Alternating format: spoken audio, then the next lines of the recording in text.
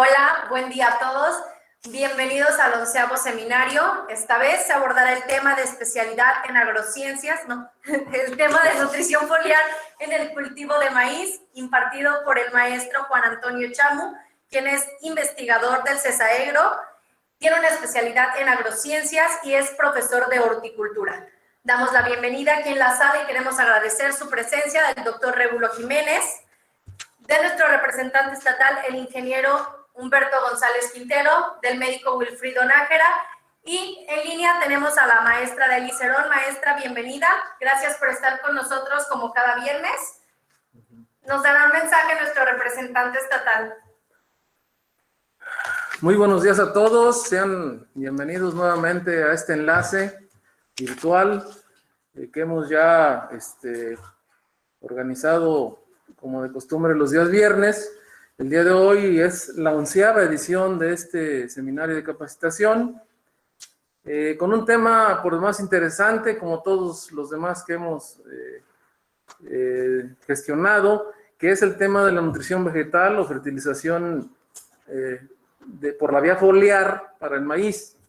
Un tema de actualidad, porque cuando se quiere transitar al tema de productividad del maíz, necesariamente se tienen que ver alternativas adicionales a las convencionales para nutrir mejor las plantas. Y una de ellas, pues, definitivamente es la vía foliar, cosa que ya es muy utilizada, sobre todo en sistemas productivos de alta productividad, tanto con productos orgánicos como con productos químicos, ¿no? Eso complementa a la fertilización convencional a través del suelo. Entonces nos ha hecho el favor el Colegio Superior de Agricultura del Estado de Guerrero, el CESAEGRO, de apoyarnos en esta ocasión con esta plática a través del maestro en ciencias Antonio Chamu Baranda. Él es docente ahí en la institución, ubicada en Cocula, Guerrero. Y bueno, les agradecemos mucho, tanto Rébulo Jiménez, que es el director del colegio, como al propio maestro en ciencias, que tengan esta voluntad de colaborar con nosotros para esta capacitación. Sin más preámbulo, le quiero pasar la palabra a Arely Cerón, nuestra directora general, para que tenga bien también darnos un mensaje. Si nos haces a favor, maestra Arely.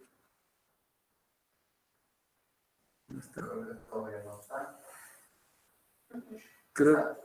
Debe estar en el perdón, ¿no?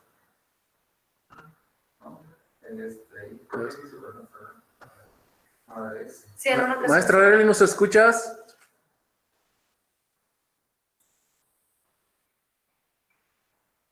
Creo que no.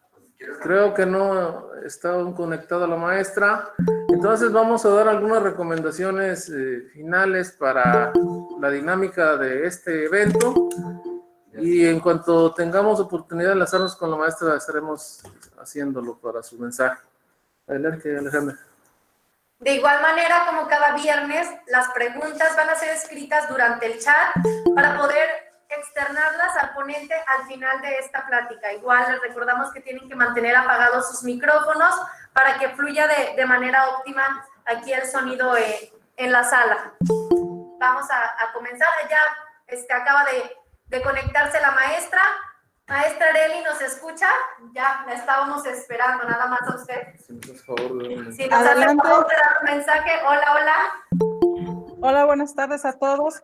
Con mucho gusto les quiero comentar que sin lugar a duda llegar a número 11 de esta transmisión es para nosotros un gran gusto, puesto que ha sido la oportunidad de acercar a nuestros investigadores y a las instituciones a los productores. Sin lugar a duda, todos esos investigadores que nos han hecho favor de acompañarnos han dedicado gran parte de su vida a la investigación y el mejoramiento de técnicas para la producción. Y el sueño consolidado es cuando esos conocimientos se llevan a campo, lo cual sucederá justo con la participación de cada uno de los participantes en estos foros. En días pasados, de acuerdo al comentario que nos hizo el doctor Rubén del INIFAP, se inició el perifoneo de algunos de las recomendaciones para la aplicación de urea y sin lugar a duda queremos seguir apostándole a que se difundan estos mensajes y que sigan llegando a los productores para aportar hacia ellos y lograr una mejor producción. El día de hoy le agradezco muchísimo al CESAEGRO y en particular, en este caso, a su director, quien nos ha estado apoyando continuamente en estas pláticas, en estas mesas de trabajo con la representación del Estado de Guerrero junto con el ingeniero Humberto. Mi agradecimiento para ambos. Y bueno, pues vamos a dar inicio. El día de hoy nos acompaña el maestro Antonio Chamú. Muchísimas gracias por acompañarnos, maestro. Sin lugar a duda, todo lo que nos pueda compartir será una gran aportación para los productores. Adelante y muchísimas gracias por acompañarnos. Gracias, maestra. Siempre es un placer escucharla y tenerla cada viernes con nosotros. Comenzamos. Y recuerden que las preguntas son al final y tienen que ser escritas mediante el chat para que vayamos nosotros haciendo la relación de sus preguntas y poderlas externar al final al maestro Juan. Adelante. Maestro, adelante. Sí, gracias. Bien, me presento nuevamente. Mi nombre es Juan Antonio Chamú Baranda, catedrático del CEP Saegro. Agradezco primeramente la invitación que me hicieran por parte de la SADE, ¿verdad? Y vamos a iniciar con una plática relacionada con la nutrición del cultivo de maíz. Cultivo de maíz, un cultivo muy milenario y que forma parte del pilar de nuestra canasta básica, ¿verdad? Entonces vamos a iniciar, como ya les comentaron, cualquier pregunta, cualquier comentario al final de la presentación serán respondidas, ¿verdad? ¿La que sigue? Bien, la presentación va a consistir en 4 partes. La primera, cómo influye el ambiente en el desarrollo del cultivo de maíz. Número 2, cuáles son los factores que uno tiene que cuidar para tener una alta productividad en maíz. Nos vamos a meter con aspectos nutricionales en el cultivo de maíz. Y como número 4, vamos a hablar sobre generalidades en la nutrición foliar en el cultivo de maíz. En el momento en que nosotros colocamos una semilla, sea de maíz o sea de cualquier otro cultivo, en el suelo, empieza un proceso, empiezan procesos fisiológicos con la llegada de la humedad y con la llegada del ambiente, la temperatura principalmente, inician los procesos fisiológicos dentro de la semilla para que finalmente dentro de 5 meses obtengamos ya una planta de maíz con cierta productividad. A lo largo de su desarrollo del cultivo de maíz se van a venir suscitando diferentes procesos en donde el productor tiene que poner principal empeño en esas actividades o manejos agronómicos para llevar o alcanzar en la medida de lo posible el máximo potencial genético que tiene esa semilla. Bien, entonces conocer el desarrollo del cultivo de maíz es sumamente importante porque debido a cada una de sus etapas en que se va desarrollando durante 5 meses aproximadamente, esta pues va necesitando diferentes condiciones y en este caso nutrición lo va necesitando en cada una de ellas. Normalmente pongo de ejemplo, además de los cultivos, pues también nosotros los humanos o cualquier otro organismo vivo que durante el transcurso de nuestra vida tenemos varias etapas y en cada una de las etapas necesitamos de nutrientes específicos para llevar a cabo las funciones y el organismo seguir desarrollándose, ¿verdad? Entonces aquí podemos observar en esta lámina que desde semilla tenemos pues un proceso, una etapa que tiene que cruzar esa semilla para que empiece a germinar, pasar a la etapa vegetativa que tenemos ahí, VE. Empezamos con la etapa vegetativa 1, que no es otra cosa que B1 significa cuando la planta tiene desarrollada una hoja de manera completa, ¿verdad? Y así sucesivamente. La etapa B2, cuando ya tiene 2 hojas completamente desarrolladas. En la ponencia vemos que la planta tiene aparentemente más hojas desarrolladas, sin embargo, solamente ahí 2 son las que están completamente desarrolladas. Bien, ¿para qué necesitamos entonces conocer toda la fenología de la planta? Como ya les había comentado, en cada una de ellas es específica la nutrición, y la nutrición va a estar en mucha correlación con el ambiente, ¿verdad? Cuando una planta, cuando un organismo vivo se desarrolla y pasa de una etapa a otra, necesita acumular energía. En este caso, para plantas se han desarrollado varios parámetros, entre ellos estos que les menciono aquí: unidades calor, o también llamado grados días de desarrollo, que no es otra cosa que la relación entre las temperaturas máximas y las temperaturas mínimas, y combinada con la temperatura base del cultivo. La temperatura base del cultivo es la temperatura a la cual la planta, si baja de esa temperatura, la planta deja de realizar sus funciones básicas. En este caso, para el cultivo de maíz, su temperatura base es de 10 grados, ¿verdad? Entonces tenemos ahí un ejemplo de un día básico para conocer la cantidad de calor que en ese día pudo acumular la planta. Tenemos ahí temperatura mínima, como un ejemplo nada más, ¿verdad? 13 grados, una temperatura máxima de 27, sacamos el promedio de esas temperaturas, le restamos los 10 grados de temperatura base y nos da como resultado que en ese día en particular la planta acumuló 10 grados días de desarrollo. En este caso vemos ahí en la fotografía, en la etapa vegetativa 2, que la planta, para llegar a esa etapa, tuvo que haber acumulado de 150 a 180 grados día.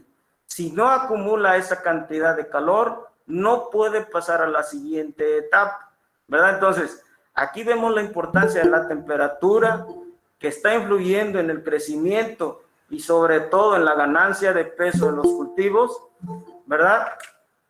Y que tiene mucha influencia. En este caso, nosotros podemos inferir ahí, con esa cantidad de grados días de desarrollo que ya ha acumulado la planta, que ha pasado, o en esa etapa tiene entre 15 y 18 días, cuando vemos la planta que tiene una altura aproximada de 13 centímetros, ¿verdad? Entonces vemos ahí la importancia de cuidar la parte aérea, pero también la parte superficial, que no la vemos, pero vean ustedes ahí, la raíz también tiene la misma longitud que la parte aérea.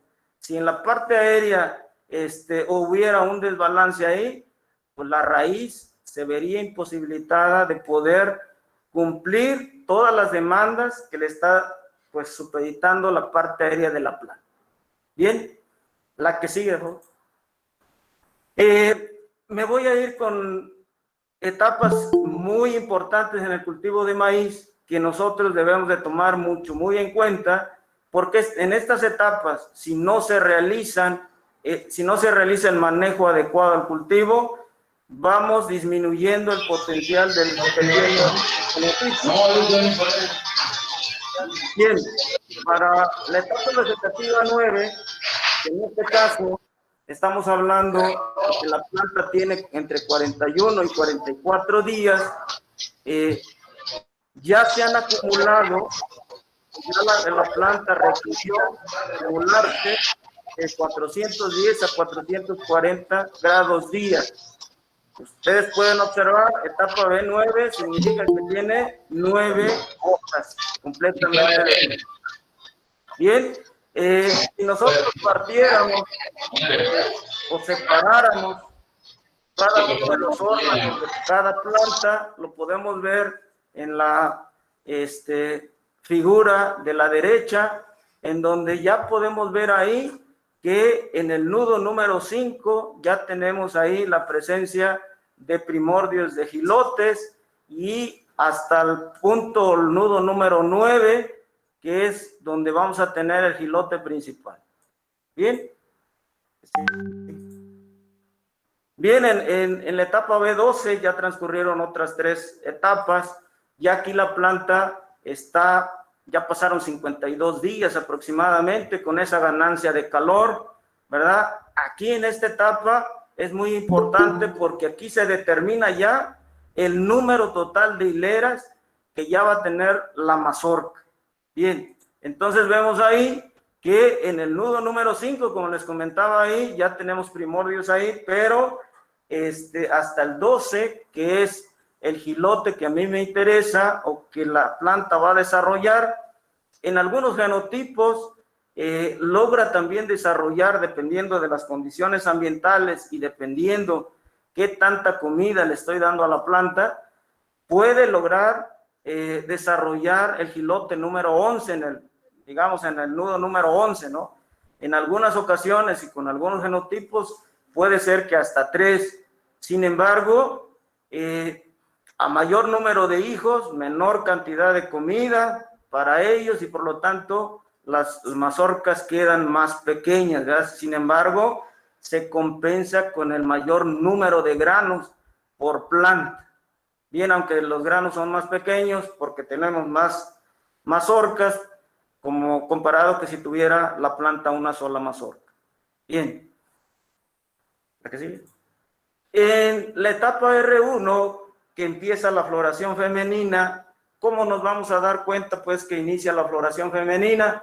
Cuando ya en el jilote ya emerge o ya vemos los estigmas que le salen ahí a la planta, al jilote, ¿verdad? Entonces, ahí empieza y termina cuando todos los estigmas o todos los óvulos son fecundados por el polen y ya tenemos los óvulos fecundados. En esta etapa ya les estoy hablando que la planta tiene 80 días en el campo y ya ha acumulado cerca del 50% de su biomasa total. Vean ustedes, a los 80 días, estamos hablando de aproximadamente 2 meses, y medio aproximadamente, y ya la planta ya acumuló cerca del 50% de la biomasa total. Si lo pesáramos, pues más o menos tendríamos 12 toneladas por hectárea de materia seca. La que sigue.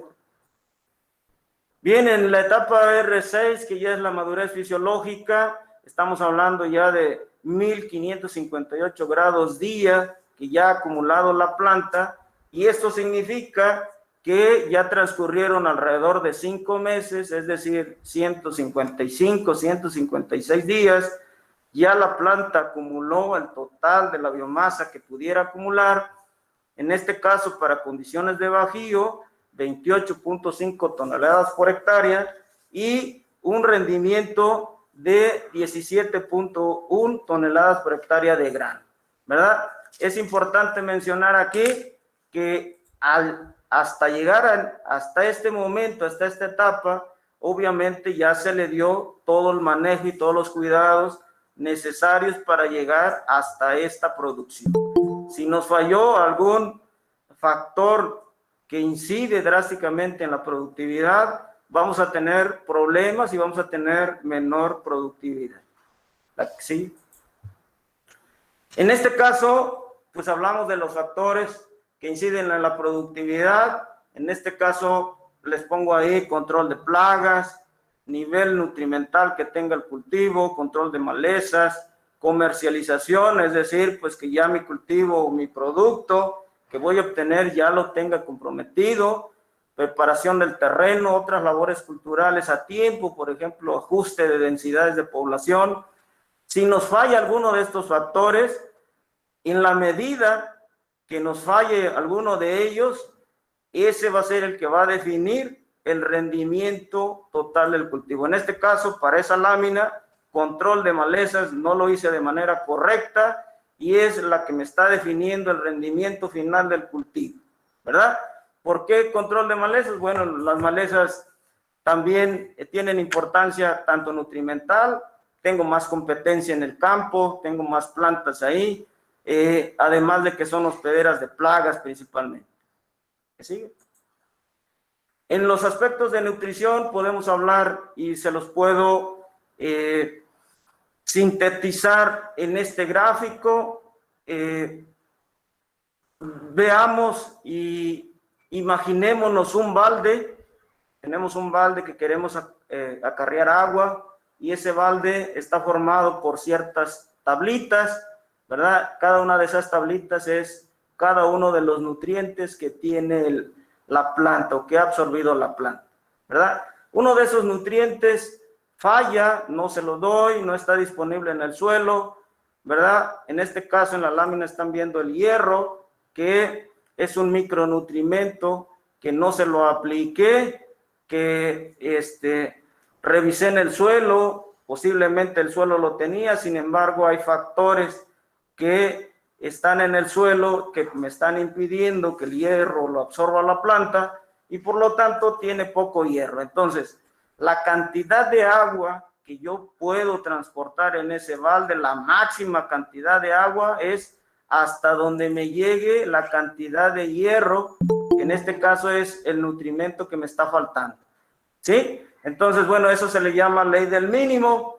Si nosotros lo visualizamos en una planta, podemos observar, si nosotros queremos ponerle ahí en la parte de arriba, que el potencial genético de la planta son 15 toneladas por hectárea. Eso es lo que me va a rendir el cultivo. Sin embargo, ya con la limitación del hierro, vean ustedes ahí, el rendimiento se me reduce hasta donde llega la cantidad de hierro presente, en este caso menos de la mitad de la producción, ¿verdad? En este caso, no interesa que unos tengan más, estén más presentes, unos nutrimentos más presentes que otros en las plantas, todos tienen que ser balanceados. Si falta uno, hasta ahí me va a llegar el máximo rendimiento, ¿sí? Bien, entonces si me falta hierro, vemos en el cultivo de maíz esa sintomatología. En la parte izquierda vemos plantas amarillas, sobre todo en las hojas jóvenes. Empieza en las hojas jóvenes porque el fierro es un metal que no se mueve cuando está dentro de la planta ya, y entonces empezamos a tener problemas de formación de clorofila, y la clorofila es un compuesto que me va a ayudar a absorber la energía radiante y por lo tanto está muy influenciada para la fotosíntesis y para la producción de biomasa en mi planta, ¿verdad? En la parte izquierda le falta hierro, en la parte derecha no le falta hierro, ¿verdad? La que sigue. Otro micronutrimento, el zinc, también es un nutrimento que estando en la planta es de muy poca movilidad, empiezan los problemas de sintomatología en la parte media de las hojas de la planta y tenemos esas sintomatologías también de unas bandas blanquecinas a lo largo de la hoja y me reduce obviamente la cantidad de maquinaria para que la planta me pueda producir fotoasimilados y estos a su vez pues para la biomasa en el grano. Para boro, vean ustedes, otro micronutrimento, principalmente lo vemos cuando las mazorcas no llenan, no tienen suficiente polinización. El boro participa mucho en la polinización de los óvulos. Si no hay polinización, pues todo el trabajo que realizamos previamente a estas etapas, pues se pierde y tenemos ese tipo de rendimiento. Bien, hay muchas causas que pudiéramos mencionar por la falta de los micronutrientes principalmente. Una de ellas, a mi parecer es una de las más importantes, es el pH.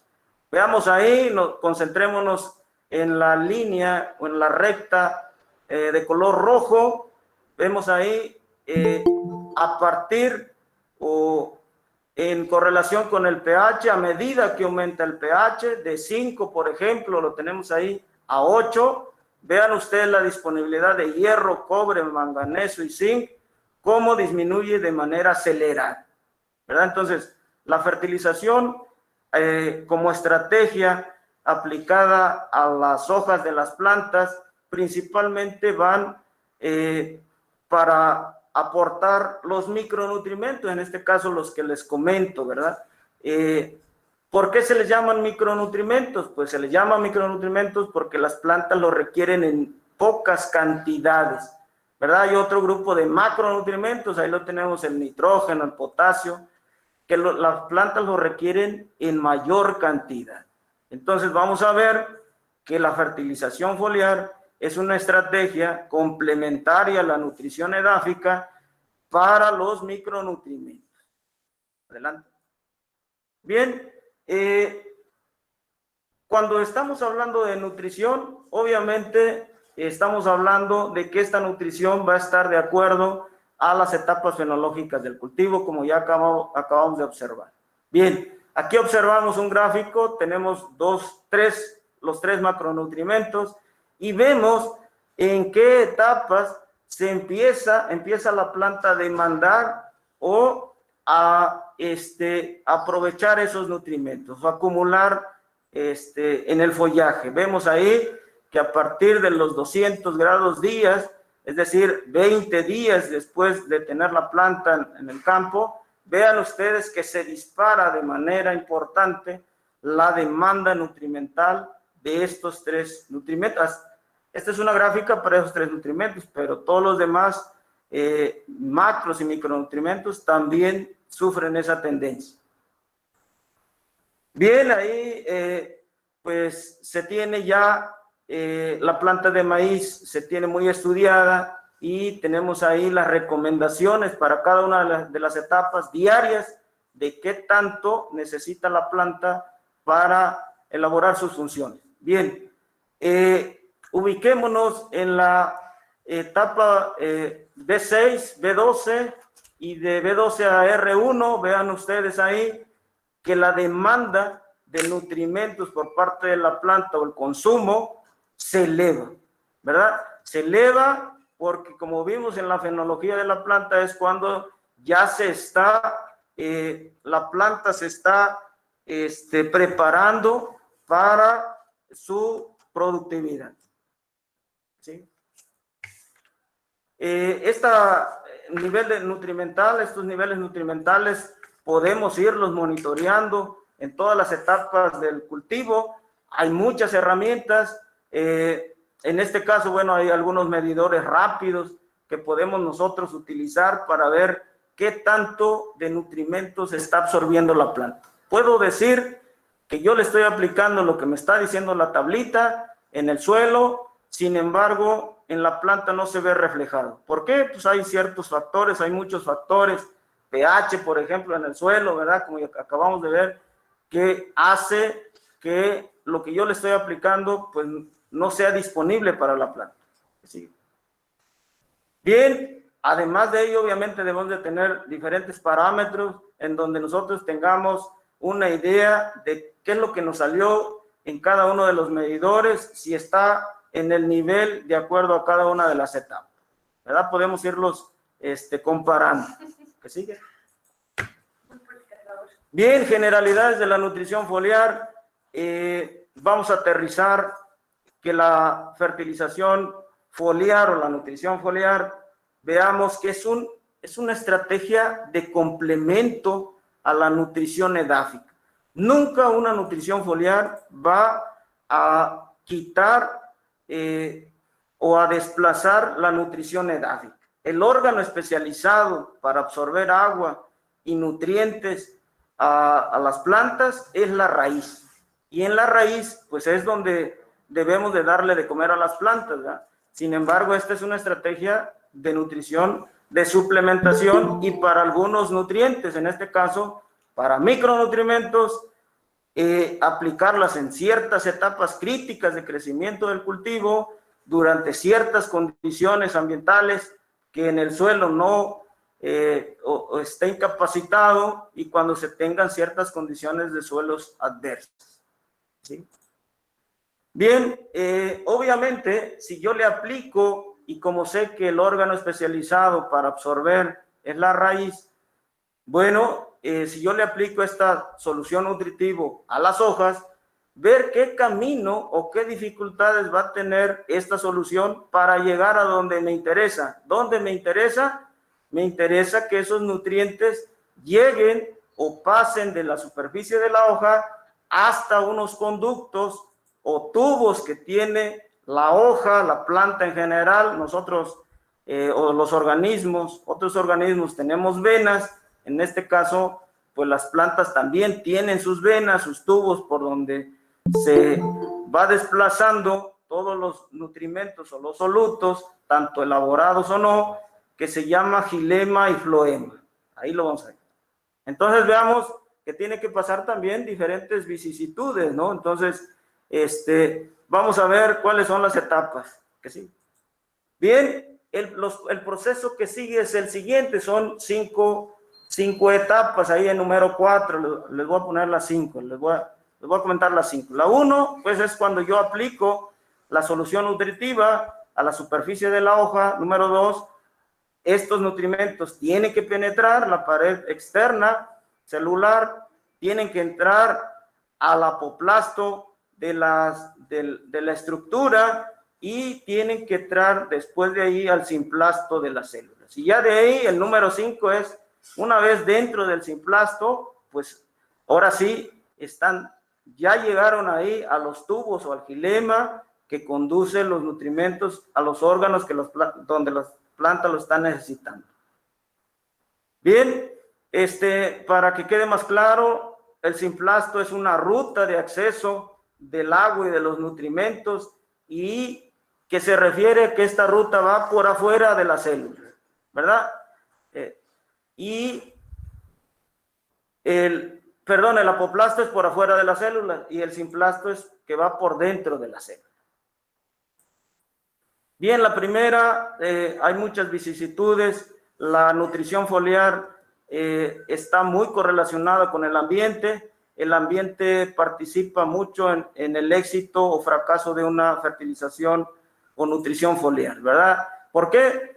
Las plantas a través del tiempo han ido evolucionando pues para no perder agua, y para no perder agua necesitan tener pues una capa cerosa, y esa capa cerosa es la que nos imposibilita para que la mayor parte de lo que le caiga a la superficie de la hoja pues se pierda, ¿verdad? Entonces necesitamos nosotros acompañar esa nutrición foliar con algunos aditivos.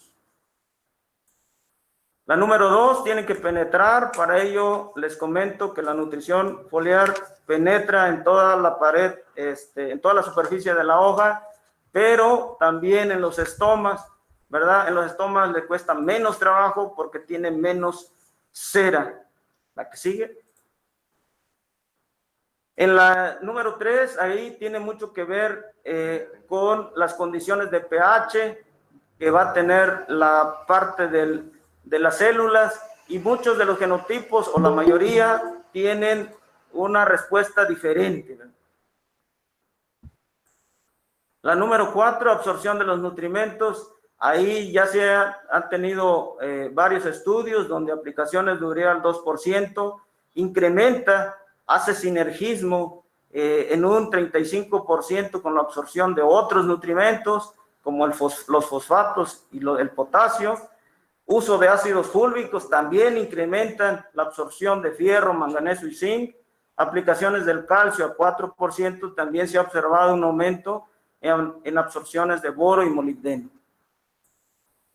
El movimiento o distribución de los nutrimentos, ya que se encuentran dentro del simplasto de las células, pues tiene mucho que ver la alta movilidad de los iones, nitrógeno, fósforo, potasio, magnesio. Ellos se mueven, tienen cancha libre para moverse por los tubos de las plantas. Sin embargo, los de baja movilidad, como en este caso los micronutrimentos, a donde caen prácticamente ahí se quedan. Bien, factores relacionados con la formulación foliar. Bueno, comentamos que en contraste con la absorción radicular, la absorción de nutrimentos por las células de las hojas es más dependiente de los factores externos, como ya les había mencionado. Una parte importante es el pH de la solución nutritiva que estoy aplicando de manera foliar. Una regla general, entre más alto es el pH, menor es la disponibilidad de los micronutrientes, como lo observamos. Bien, fuentes de micronutrientes tenemos muchísimas. El mercado está saturado de estas fuentes. Tenemos fuentes de quelatos y fuentes de sulfatos para micronutrientes. Aquí los quelatos son los que son más recomendables. ¿La que sigue? Son más recomendables y se demuestra en muchas investigaciones. Vemos ahí en la parte de arriba la barra verde con el quelato de zinc, ¿verdad? Hay mayor absorción de zinc en las hojas de trigo, por ejemplo, con aplicación de zinc en forma de quelato, comparado con la barra azul, que se aplicó el zinc en forma de sulfato. Vea, es menor la cantidad de zinc presente en las hojas. Bien, otro de los factores relacionados es el uso de aditivos, como surfactantes y adherentes. ¿Qué es un surfactante? Es un producto que me va a hacer esa acción que nosotros vemos ahí en la hoja. En la parte izquierda vemos ahí una gota de aspersión foliar sin surfactante, y en la parte derecha tenemos una aspersión foliar con surfactante. ¿Qué quiere decir esto? El surfactante lo que hace es le quita fuerza de unión a las moléculas del agua para que haya una mayor superficie de contacto o una mayor superficie de mojamiento. Si hay una mayor superficie de mojamiento, hay más éxito de que el producto se meta a las hojas, ¿verdad? Bien, los adherentes, pues también son, su sinónimo es, pues, agarre de las moléculas en las hojas, vemos ahí, ¿verdad? Hay muchos productos que pueden hacer ambos efectos, ¿no? La edad de la planta también es importante, y sobre todo la etapa fenológica en que yo voy a agregar los nutrimentos a las plantas, y sobre todo tiene que ser pues cuando más lo esté necesitando la planta. Vemos ahí que en forma general se están recomendando que las nutriciones foliares se hagan en esas etapas. Recordemos que si no se pueden hacer en esas 4 aplicaciones, que se haga 1 o 2 aplicaciones, agregarlos en el momento en que la planta está demandando más nutrimentos. Recordemos las cantidades que estaban en el cuadro anterior y que están aquí representadas en la 10ª hoja o en etapa de prefloración, que es cuando necesitan más nutrimentos.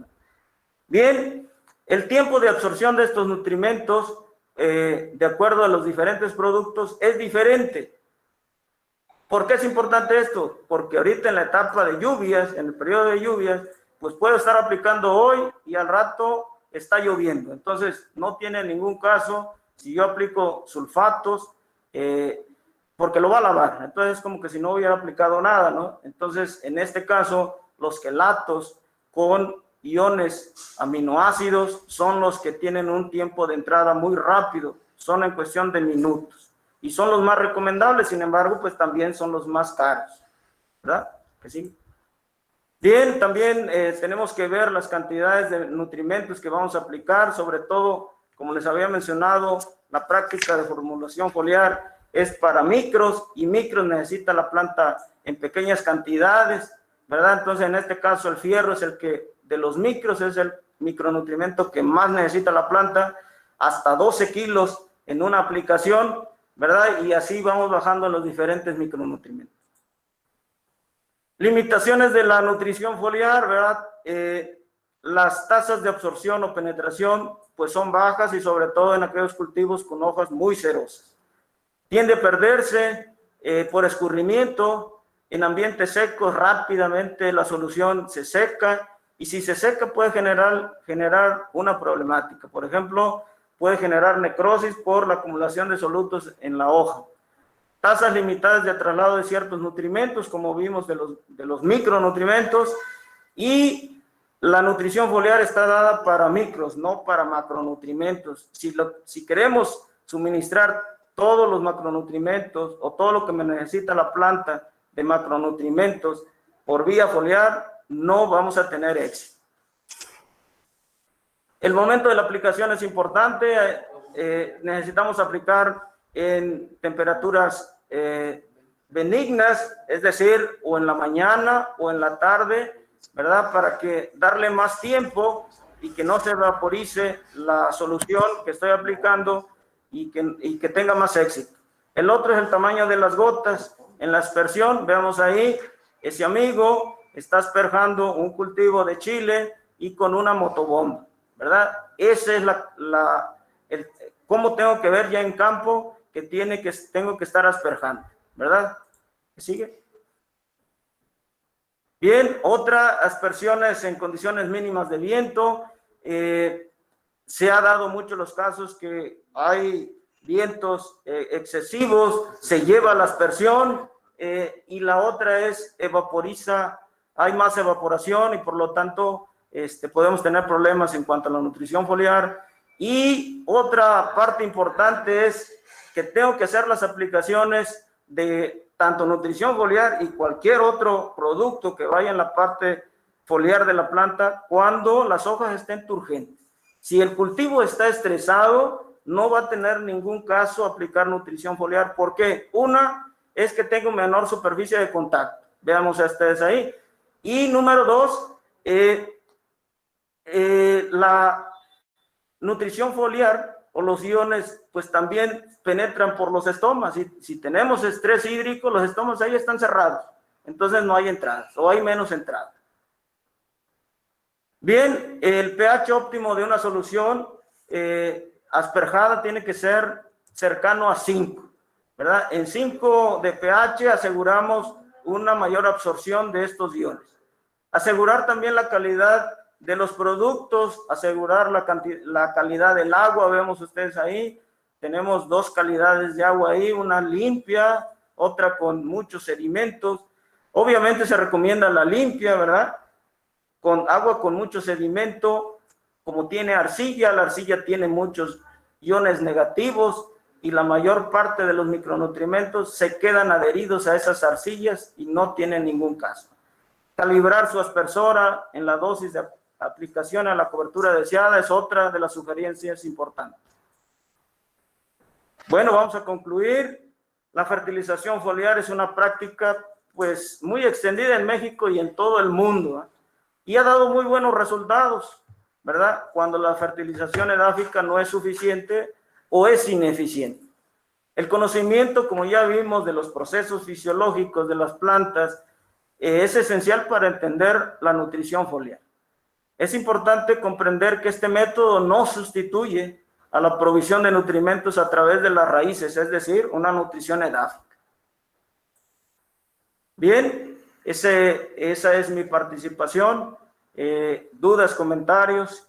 Quiero pensar que vamos a pasar en esa etapa. Sí. Muchas gracias, maestro. Sí, ya nos hicieron llegar algunas en el chat, pero igual les vamos a dar tiempo para que hagan más preguntas. De Chilapa, lo mandan a felicitar y dicen que estas pláticas demuestran que son muchos factores los que deben considerarse para mejorar los rendimientos de cultivo. La pregunta es, ¿con la metodología de cultivo actual se está obteniendo el rendimiento óptimo en cada región o hay posibilidades de mejorar? Definitivamente en cada región tienen diferentes condiciones, sobre todo la parte nutrimental. Quiero hacer énfasis que en la parte nutrimental el ambiente juega un papel primordial, ¿verdad? Entonces, en cada una de nuestras condiciones, y hablando del estado de Guerrero, que tiene múltiples zonas con diferentes ambientes, en cada uno de ellos, claro que hay posibilidad de incrementar los rendimientos de los cultivos. Okay. Nos dicen de Copala, ¿cómo es posible saber qué micronutriente es el que falta en mi cultivo? Y si, por ejemplo, fuera zinc, ¿cómo lo incorporo? Bien, cuando falta algún micronutrimento es porque tenemos problemas en el suelo, ¿verdad? En este caso vimos un parámetro importante que es el pH y Obviamente tengo que corregir el pH del suelo. Y esa corrección del pH no se hace de manera rápida, ¿verdad? Y que ya tengo el cultivo y que quiero corregir mi pH, pues no se puede corregir. Pudiese corregirse, si lo podemos llamar de esa manera, de manera momentánea, cuando se utilizan sistemas de riego, ¿verdad? Cuando utilizo sistemas de riego por goteo, puedo aplicarle productos ácidos que me puedan bajar ese pH. Normalmente, si tengo problemas de micros, el pH es alto. En esta parte, región norte del estado de Guerrero, los pHs andan alrededor de 8, 8.5, ¿verdad? Entonces, con los sistemas de riego puedo aplicar ácidos y me bajan de manera momentánea donde esté goteando el gotero, me bajan de manera momentánea el pH y puede ser asimilable los micronutrientes que estén ahí, ¿verdad? Y si tengo ese problema, bueno, el problema principal es el suelo. Necesito corregir problemas del suelo. Entonces, si tengo problemas de zinc, puedo agregar una nutrición foliar a base de zinc. Ok, desde Yolosochil nos preguntan, ¿cómo controlar la eficiencia en el uso del agua en condiciones de altas temperaturas y qué nutrimento me ayudará a controlar la conductancia estomática en la planta? Bien. La conductancia estomática se refiere a el grado de abertura de los poros de los estómagos, ¿verdad? Entonces, en ese caso, aplicaciones importantes de potasio, tanto en el suelo como a nivel foliar, pueden ayudarme a tener un balance en la abertura estomática, ¿verdad? Entonces, para ver la eficiencia en la aplicación de la cantidad de agua en los cultivos en ambientes secos, les decía, es el momento de la aplicación foliar. Si yo aplico en las tardes, prácticamente estoy aplicando y se está evaporando. Si yo aplico en las mañanas, hay más ventajas, pero si aplico en las tardes, pues también hay más ventajas, ¿verdad? Porque le damos más tiempo que la solución que yo aspergué esté mayor tiempo en contacto con la superficie de la hoja para que pueda ser asimilada. Solamente eso. Porque nos dicen, muchas gracias por la capacitación. ¿Qué nos puede mencionar del uso de la triada para mejorar la producción de maíz, jamaica y frijol? Bueno, cuando vemos cultivos ya asociados, generalmente es ganar y ganar, ¿verdad? ¿Por qué se dio monocultivos? Debido a que se necesita incrementar los rendimientos de cierto cultivo, pues para llegarle a la demanda que está teniendo la población. Sin embargo, cuando uno asocia cultivos, los cultivos se ayudan, ¿verdad? Si estamos hablando de, ¿qué cultivos dijo? Maíz. Maíz, jamaica y frijol. Jamaica, frijol. El maíz es muy comelón. Si sembramos todo el tiempo maíz en un suelo, ese suelo en cierto tiempo va a estar empobrecido porque el maíz consume mucho nutriente. Sin embargo, si yo lo asocio con frijol, que es una leguminosa, la leguminosa, pues además de que me consume nutrientes, pero también me fertiliza, ¿verdad? Y si estamos hablando de otro cultivo, como es la jamaica, pues la asociación entre ellos, sobre todo nutrimental y sobre todo también la parte plagas y enfermedades, me ayudan mucho en el control tanto de plagas y enfermedades, la asociación de esos tres cultivos importantes. Ok, nos dicen, la nutrición foliar es complementaria y para eso, ¿y qué es para complementar deficiencias de micronutrientes? Es complementaria y pues eso.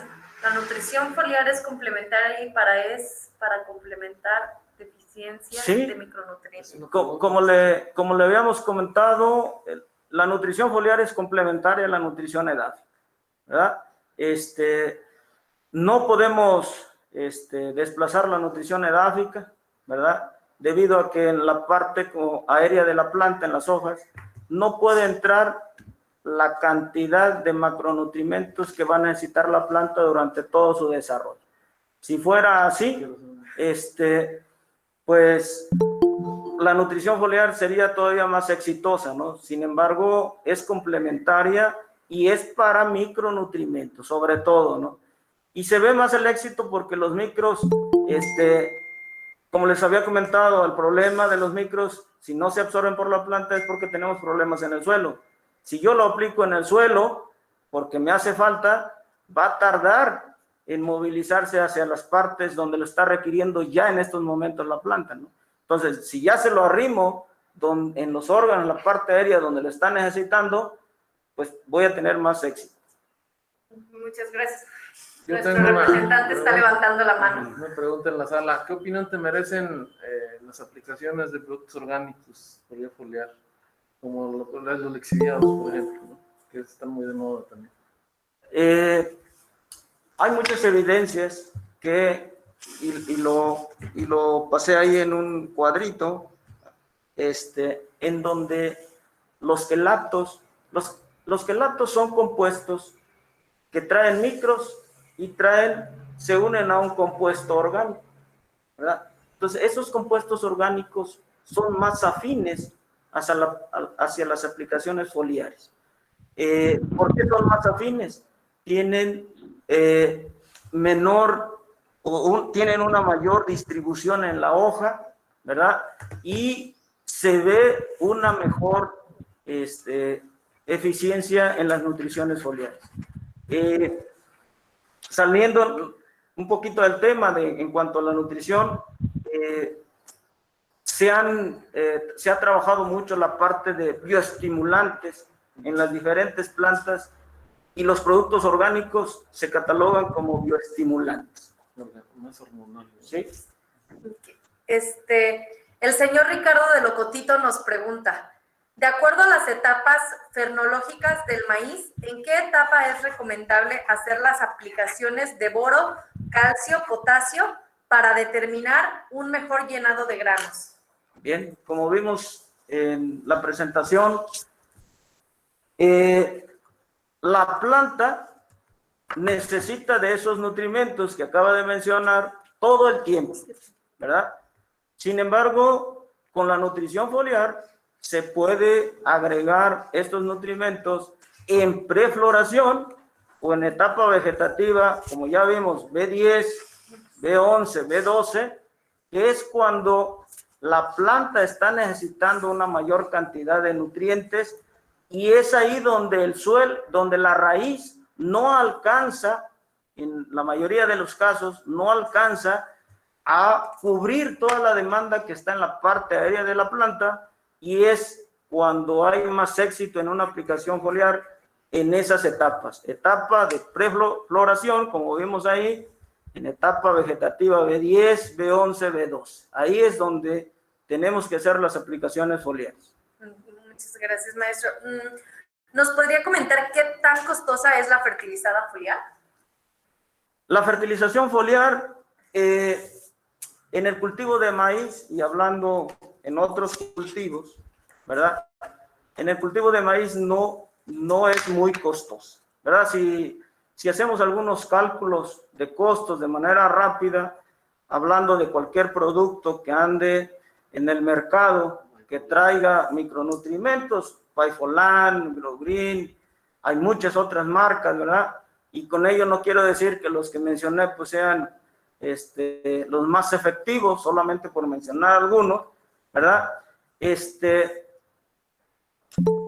No son caros, andan alrededor de 150, a lo mejor algunos que son de marcas andan alrededor de 300, 350 y esos se recomiendan alrededor de 3 a 4 litros por hectárea, ¿verdad? Hagamos, digamos, 150 que valga el producto, 600 pesos la aplicación, digamos, en producto de micronutrientes.